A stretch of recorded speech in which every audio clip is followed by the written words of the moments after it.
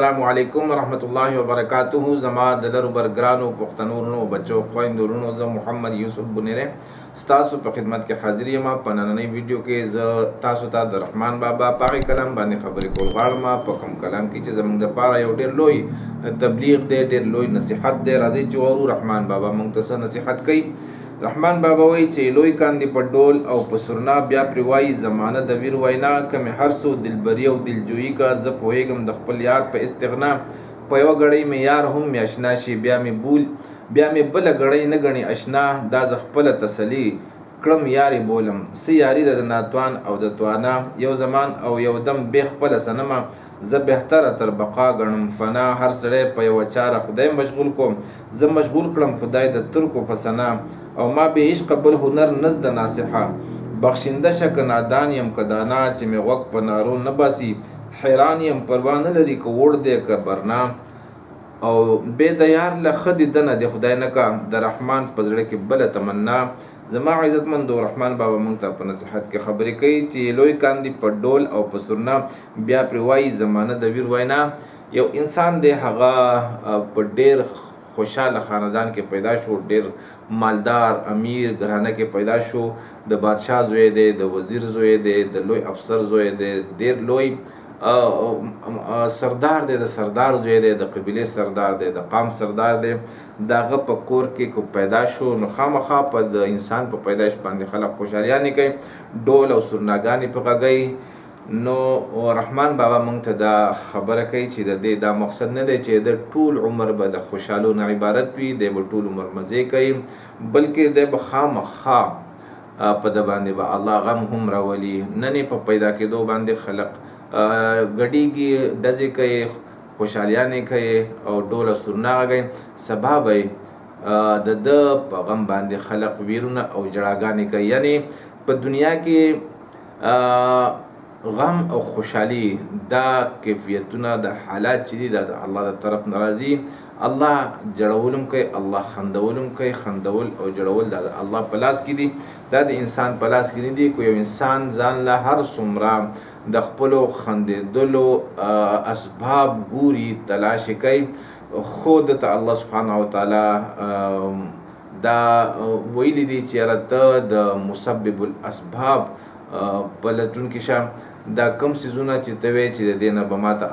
خوشحالیانې او خنداګانې ترلاسه کېږي نو الله سبحانه وتعالی فرمایي چې دا ټول په ټوله زما په اختیار کې دي او که زه وغواړم څوک وخندوم که زه وغواړم نو جړوم څوک چې هم په ډول او په سرنا یعنې په خوشحالو باندې د ده تربیت وشي دی په ښه خوشحاله کور کې پیدا شي لوی شي خو خامخا د دې نه دی بې پروا کېږي نه چېرې غم بم په ده باندې راځي غم بم راځي په ده باندې یعنې د دنیا خوشحالۍ او غمونه دا دواړه عارضي دي که یو سړي باندې غمونه راشي نو دی د غم نه یریږي نه ځکه چې فإن مع العسر یسرا ان مع العسر یسرا د هرې سختۍ سره سره راحت وي او که یو سړي باندې خوشحالي راشي نو د په خوشحالۍ د دی دوکه کېږي نه د خود نه او د ځان نه وځي نه غوره کېږي نه چېرې دا خوشحالي دا زما تقدیر ده زه د دې قابل یم نه په دغې د شکر کوي او په غم د صبر کوي الله ته هم دغه مطلوب دي مقصد دا دی چې یاره د انسان په لاس کې نه خوشحالي شته او نه غم شته دی که یو انسان د خوشحالۍ په حالاتو کې پیدا شي دی به مري د غم په حالات کې یو یتیمې یو ماشوم چې څنګه پیدا شي په پیدایش کې مور مړه شي د ده په راتلو سره په کور کې غمونه رالو خو د ده ژوند دله الله داسې ژوند ورکړي چې الله سبحانه وتعالی بیا د ده په ژوند کې خوشحالۍ راولي مثال په طور شدت چې و ځان ته خدای پاک ویلو نعوذ بالله ځان ته خدای ویلو او هغه د مور نه په کشتۍ کې پیدا شو د مور نه په تخته باندې پاتې شو خو الله والا بیا څنګه ژوند ورکو د ټولې دنیا بادشاهي کو او هغې خنځیر بیا الله یې کو نو داسې ډېر ماشومان دي چې د بادشاه په کور کې پیدا شي خو اخر کې هغوی فقیران او داسې ډېر فقیران ډېر ماشومان چې د فقیر په کور کې پیدا شي الله یې بادشاهان کړي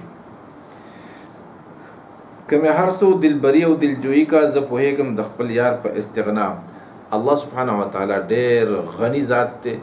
الغني د الله سبحانه وتعالی صفت دی رحمان بابا وایي که الله سبحانه وتعالی زما په عشق کې زما سره هر څومره زما دلبري کوي، زما دلجویي کوي، یعنی الله سبحانه وتعالی خو د انسان سره مینه کوي، نو د الله سبحانه وتعالی د انسان د مینې محتاج نه دی.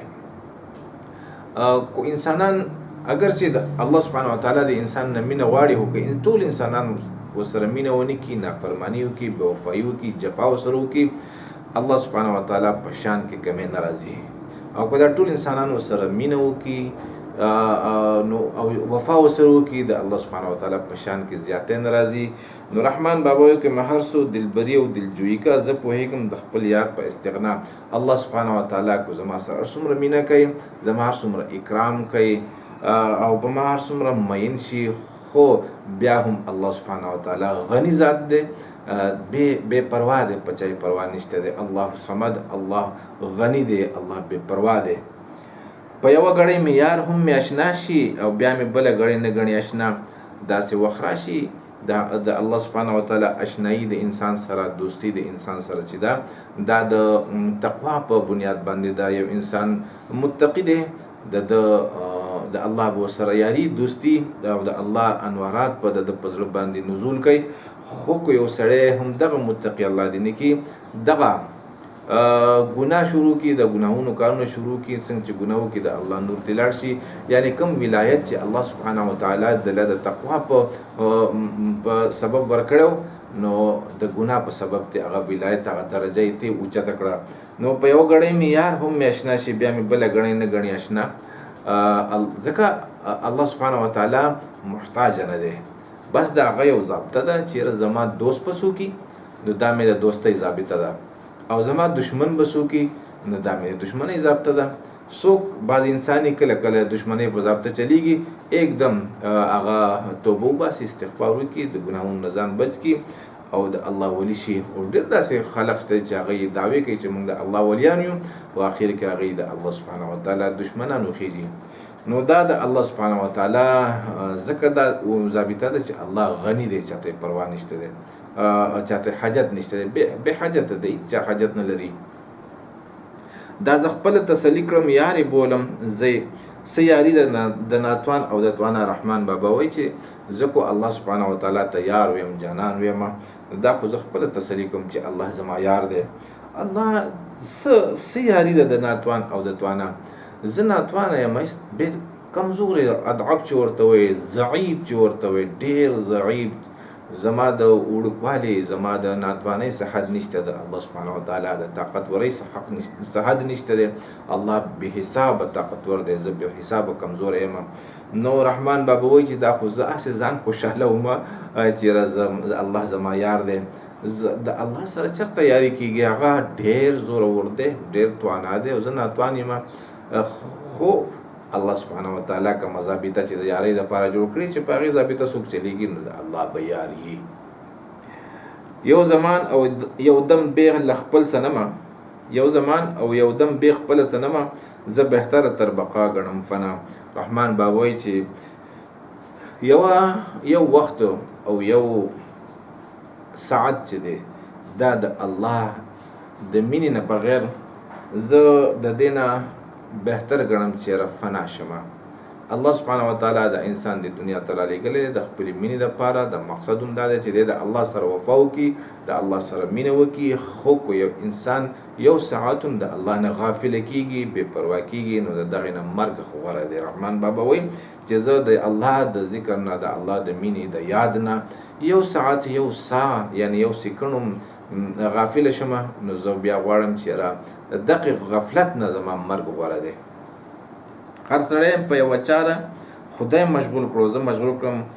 خدای د ترکو په ثنا. الله سبحانه رحمان بابا وایي چې الله سبحانه وتعالی هر انسان په څه نه څه کار باندې، په څه نه څه پیشه باندې مشغول کړی دی. د هر چا خپله مشغوله ده، او الله سبحانه وتعالی ماله چې کومه مشغوله راکړې ده، هغه د ترکو ثنا راکړې د ښکلو، یعنې د الله او د الله د رسول صلی الله علیه وسلم ثنا او صفت زما دغه مشغله ده. د هر سړي خپل مشغله ده، خپل کاروبار دی. او د عاشق مشغوله او د رحمان بابا مشغله څه ده؟ هغه د الله او د الله د رسول صلی الله علیه وسلم تعریف او ثنا. ما به عشق قبل هنر نزد ناصحه، بخشنده شک نادان یم که دانا. بیا چې څوک په الله باندې مینی او د دنیا سره مینه نه نو خامخا د دنیا په کارونو کې داسې حلل پریوزي چې د خپل خپلوان او د ناصحان په د پورې د نصیحت کوي چې یاره داسې مه کوه په دې کې د دنیا تاوان دی نو او د دنیا د زمانه سره سم چلیږي دا نصیحتونه کیږي عاشق ته رحمان بابا وایي چې ما به عشق قبل هنر نه د ناصحه ته کومه نصیحت کوي چې د الله د عشق نه واوړم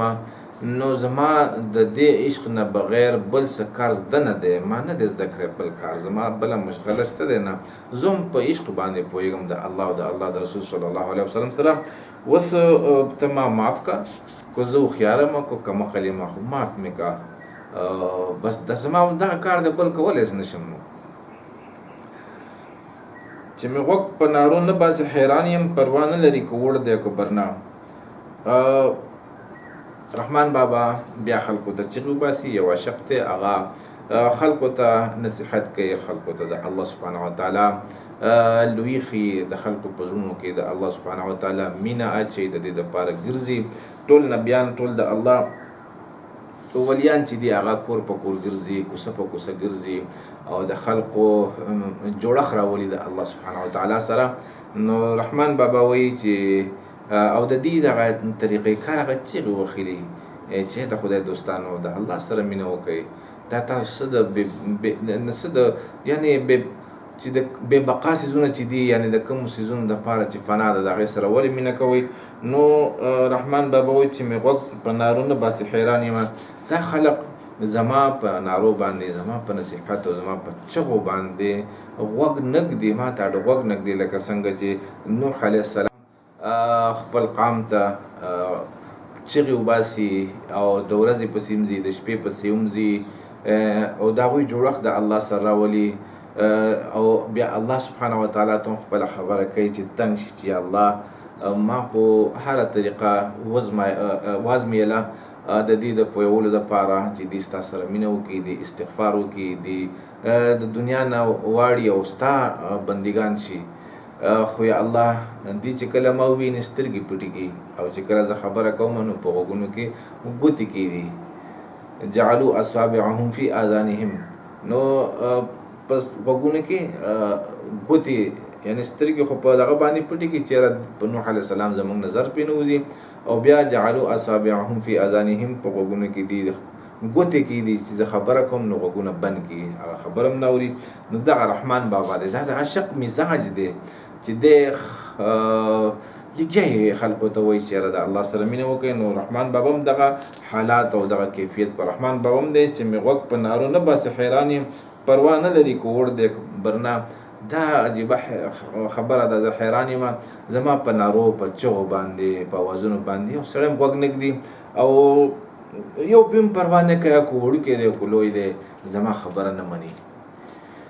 حقیقت ته څوک مني د الله والا خبره څوک مني هر سړی په دنیا کې ډوب دی او الله چاته په نظر راځي د دې سترګې ړندې دي بیا رحمان بابا په آخر کې وایي بې د یار له ښه دي دنه د خدای نه کا د رحمان په زړه کې بله تمنا چې د الله سبحانه وتعالی د دیدن نه بغیر د الله سبحانه وتعالی د ملاقات او د وصال د تمنا نه بغیر د الله سبحانه وتعالی زما په زړه کې یعنې د رحمان په زړه کې د رحمان بابا په زړه کې د بله تمنا الله پیدا نه کړي د عاشق په زړه هم دغه یو تمنا وي چې یاره کله به د الله سره میلاوېږم عاشق لا مجنون چې دی هغه له کوچا بادشاهي ورکولې او کوچا وله دا سپوږمۍ په یو لاس کې وه څنګه چې زموږ نبي علیه صلات وسلام ته قریش رالو او تره ته یې وویل چې دی پوه کوي چې دی دا خبرې نه کوي مونږ بوله که دی بادشاه غواړي مونږ که دی بادشاهي غواړي مونږ به بادشاه کړو که دی ښکلې ښځه غواړي مونږ بوله ښکلې ښځه وکړو او که دی دولت غواړي مونږ بوله ډېر دولت ورکړو نو هغې تره ابوطالب صاحب رسول پاک صلی الله علیه وسلم ته وویل چې د قام خبره واورېدي څه وایي نبي علیه السلام خفه شو او وی چې ای تره دا دې چې څه وي دا خو ممکنه ده د دې نه چې دی به یې راکړي خو ناممکنات نبي علیه السلام ذکر کړو که دا زما دا قام په یو لاس کې نور ماله راکړي په بل لاس کې سپوږمۍ راکړي نو هم به زه د خپلې خبرې نه وانه وړم ځکه چې عاشق و نبي علیه السلام عاشق و نو په الله باندې مین و، بل هم په الله باندې مین و. دې نه بیا څنګه اورېدی شي؟ دغه رنګ رحمان بابا هم وایي چې الله زما په زړه کې بس صرف ستا تمنا یي، بله تمنا پکې مه ږده. ولې چې د عاشق یعنې مجنون چې و هغه لکه چې هر څه ورکول بغیر د لیلا نه د هغه په زړه کې بله سودا ونه. زما عزتمندو دا د رحمان بابا کلام دی او نصیحت ته ټول رحمان بابا او غني خان دا زمونږ ناصحان دي، دا زمونږ مبلغین دي، مجاهدین دي، زمونږ حکیمان دي، طبیبان دي د قام. نو دا نظم خو ستاسو خوښ شوي دا کلام د الله د رضا لپاره تاسو نورو ته هم ورسوئ.